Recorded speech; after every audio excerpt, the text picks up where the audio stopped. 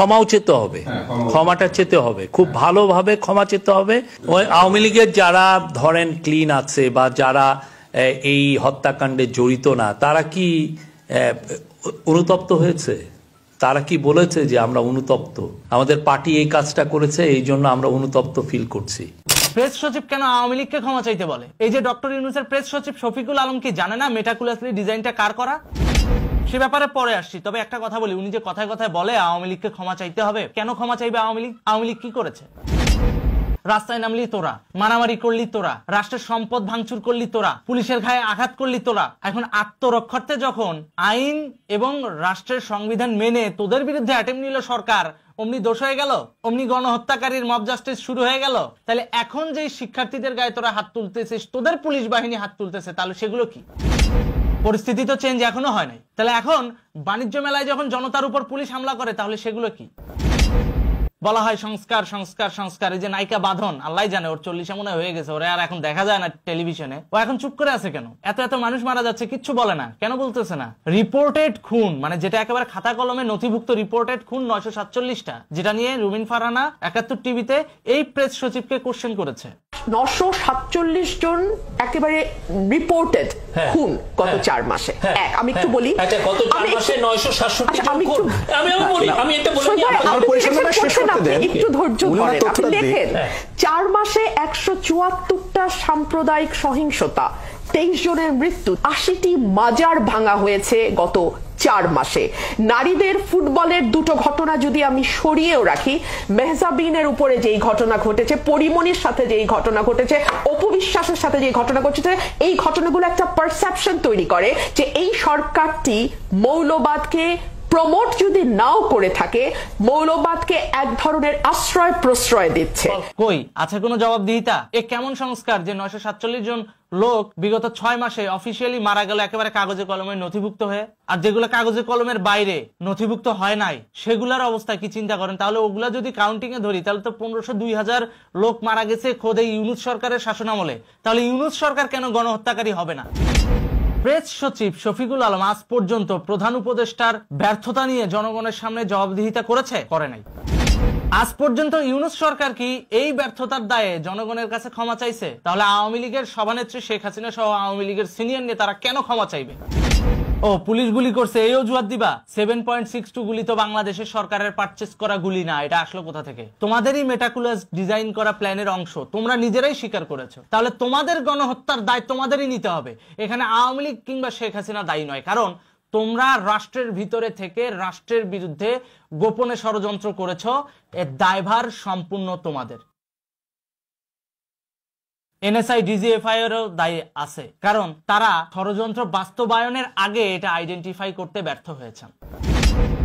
7.62 গুলি বাংলাদেশে ঢুকলো অথচ কেউ জানে না। 7.62 গুলি দিয়ে হত্যার ষড়যন্ত্র চলতেছে, কেউ জানে না। জানলো কখন? যখন সরাসরি স্টুডেন্টদের উপর গুলি চালানো হলো ওই সময়। তাহলে এটা শেখ হাসিনার অর্ডারে হয়েছে? মোটেও না। এই 7.62 গুলি সামরিক বুলেট, ন্যাটোর সামরিক বুলেট, যেখানে বাংলাদেশ জোট নিরপেক্ষ রাষ্ট্র, ন্যাটোতে যোগদানই করে নাই। তাহলে ন্যাটোর বুলেট বাংলাদেশে নিয়ে আসলো কে? তাহলে অবশ্যই এখানে ঊর্ধ্বতন কোনো না কোনো আমলার সংশ্লিষ্টতা আছে, ঊর্ধ্বতন কোনো না কোনো ডিফেন্স পার্সনের সংশ্লিষ্টতা রয়েছে, যারা আগে থেকেই জানতো যে জুলাই আন্দোলনে এই ধরনের একটা পরিস্থিতি তৈরি হবে এবং তৈরি করাবে। তারা সরকারের কাছে সঠিক সময় তথ্য দেয় নাই। এই ব্যর্থতার দায় ওই সমস্ত প্রতিষ্ঠানকে নিতে হবে যে সমস্ত প্রতিষ্ঠান ন্যাশনাল সিকিউরিটির দায়িত্বে ছিল। এ ব্যাপারে কোনো কিন্তু ফিন্তু নাই। আর এটা কখনো আওয়ামী লীগের ব্যক্তিগত দায় হতে পারে না। কেন হতে পারে না? কারণ মেটাকুলাসলি ডিজাইনটা তো আওয়ামী লীগ করে নাই, করছে ডক্টর ইউনূস, করছে এনজিওবাদের এই দোসরেরা, করছে সিআইএ এর এই এজেন্টরা। তাহলে এই দায় কার? ওদের। জামাতের দায়, জঙ্গিবাদ এই গ্রুপের দায়, হিজবুত তাহরির দায়, যারা কিনা পরবর্তীতে ক্ষমতায় আসীন হয়ে এই সেম কর্মকাণ্ডগুলোই বাস্তবায়ন করেছে অফিসিয়ালি। মুক্তিযুদ্ধকে মুছে দিয়ে তাদের এজেন্ডা বাস্তবায়নে যখন কাজ করা শুরু হয়, তাহলে এটা তো বোঝাই যায় যে শুধুমাত্র রাষ্ট্র ক্ষমতাকে জিম্মি করার জন্য মেটাকুলাসলি এই ডিজাইনটা করেছে ডক্টর ইউনূস। তাহলে ক্ষমা চাইলে ডক্টর ইউনূস চাইবে। এই যে ডক্টর ইউনূসের প্রেস সচিব শফিকুল আলম কি জানে না মেটাকুলাসলি ডিজাইনটা কার করা? নিজেদের ব্যর্থতার দায় আগে স্বীকার করেন। শুধু শুধু আওয়ামী লীগ আর শেখ হাসিনার দোষ দিয়ে লাভ নেই। দোষ তো আপনাদের। বিচারের মুখোমুখি দাঁড় করাইলে আপনাদের দাঁড় করাইতে হবে, জবাবদিহিতা নিলে আপনাদের নিতে হবে।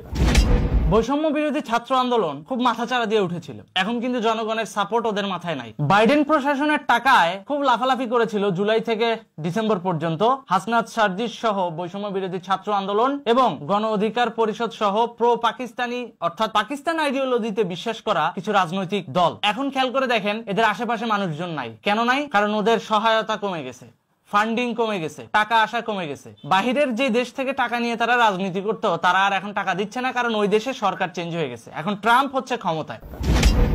বিগত দিনে এদের প্রত্যাশা কি ছিল আর অর্জন কি হয়েছে সেটা একটু আপনাদের সামনে তুলে ধরি। ওরা এখন চিন্তায় আছে, কারণ কিছুই তো হলো না। রাষ্ট্রপতির পদত্যাগ হলো না, সেনাপ্রধানের পদত্যাগ হলো না, জাতীয় সঙ্গীত পরিবর্তন হলো না, ৭২-এর সংবিধান চেঞ্জ হলো না, ২৬,০০০ ভারতীয় আজ পর্যন্ত দেখা দিল না, ফারাক্কার সামনে আরেকটা বাঁধ নির্মাণ করার স্বপ্নও পূরণ হলো না। ওই যে টাকলু, যে নাতালিয়া না কি জানি একটা ইউটিউবার আছে না, ওই টাকলু না ইঞ্জিনিয়ার আনতে দিতে চাইছিল, সেও আর দিল না। তো ফারাক্কা বাঁধ নির্মাণ হলো না, লাল স্বাধীনতা হলো না, জাতীয় নির্বাচন হলো না, জাতীয় ঐক্যও হলো না। কারণ ঐক্য হবে কেমনে? আওয়ামী লীগের মতো একটা পারসেপশন কে বাদ দিয়ে, বিএনপির মতো একটা জাতীয়তাবাদ অনুসারী পারসেপশন কে বাদ দিয়ে শুধু সাম্প্রদায়িক গোষ্ঠীকে নিয়ে ঐক্য করবেন, সে ঐক্য হবে কোত্থেকে? বাংলাদেশে প্রত্যেকটা শ্রেণীর মানুষ তো রয়েছে নাকি? এই মানুষগুলোকে বাদ দিয়ে ডিভাইড অ্যান্ড রুলস পলিসি করে শুধুমাত্র ইসলামিক কিছু গোষ্ঠীর নামধারী যারা ভণ্ড, যারা বাংলাদেশে ইসলাম নিয়ে আসলো, তাদের অনুসারীদেরকেই পেটায়, তাদের পক্ষে মানুষ যাবে কিভাবে? জাতীয় ঐক্য হবে কিভাবে? খেয়াল করে দেখেন ওরা এখন কিন্তু ফুল চিন্তায় আছে। উপদেষ্টা ফারুকির পদত্যাগও হলো না, এটা তো ওদের হাতেই ছিল, তাও এটা হলো না। হবে কেমনে?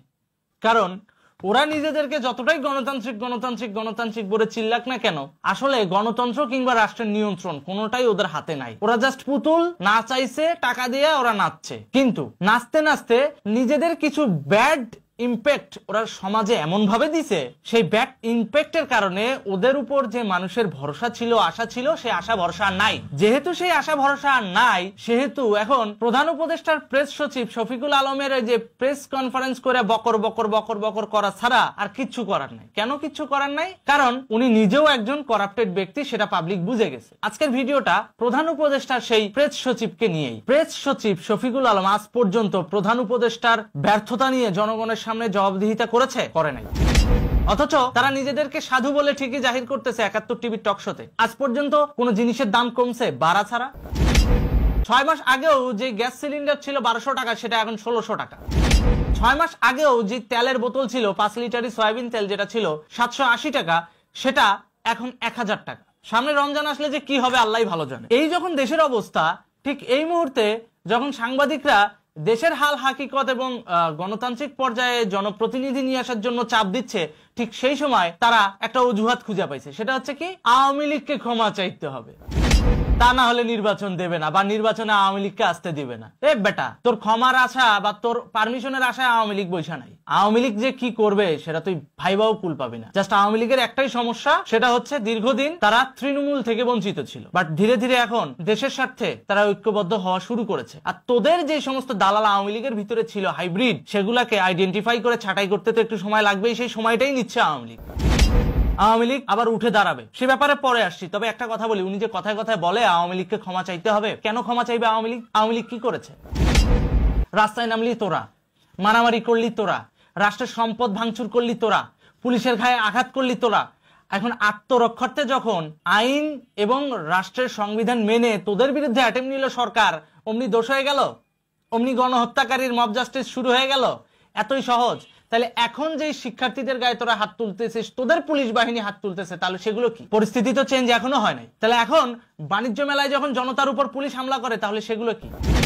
তো পুলিশকে কি বলবে? পুলিশকে এখানে বলার কিছু নাই। পুলিশ হচ্ছে রাষ্ট্রের প্রতি আনুগত্য থেকে সিচুয়েশন নিজেদের ট্যাকেলে নিয়ে আসতে এবং শৃঙ্খলা বজায় রাখতে যা যা করা দরকার সেটাই পুলিশ করবে, সে যে সরকারি ক্ষমতায় থাকুক। পুলিশের এখানে দোষ দিয়ে লাভ নাই। দোষ এখানে উপর মহলের লোকজনের যদি অভিজ্ঞতা না থাকে, উপর মহলের লোকজনের যদি জনগণের প্রতি লয়াল না থাকে, উপর মহলের লোকজন যদি খাই খাই স্বভাবের হয়, তাহলে দেশের তো এরকম পরিস্থিতি হবেই। পুলিশ বাহিনীর একা দোষ দিয়ে তো লাভ নাই। রাষ্ট্রের অর্গান কিন্তু আরো কয়েকটা আছে, সেই অর্গানগুলোকেও ঠিক করা হোক। নিজেদের ব্যর্থতার দায় আগে স্বীকার করেন। শুধু শুধু আওয়ামী লীগ আর শেখ হাসিনার দোষ দিয়ে লাভ নেই। দোষ তো আপনাদের। বিচারের মুখোমুখি দাঁড় করাইলে আপনাদের দাঁড় করাইতে হবে, জবাবদিহিতা নিলে আপনাদের নিতে হবে, ক্ষমা চাইলে আপনারা চাইবেন। তারপর ক্ষমা করব কিনা এটা মুক্তিযুদ্ধের চেতনা ডিসাইড করবে যে আপনাদের মতো দেশদ্রোহীদেরকে ক্ষমা করা যায় কি যায় না। ধন্যবাদ। বিষাক্ত নিঃশ্বাস, শান্তি ললিত বাণী শুনাইবে ব্যর্থ পরিহাস। যাবার বেলা ডাক দিয়ে যায়, দানবের তলে রবিবারে প্রস্তুত হতে হবে ঘরে ঘরে। আমার বাঙালি প্রস্তুত আছে।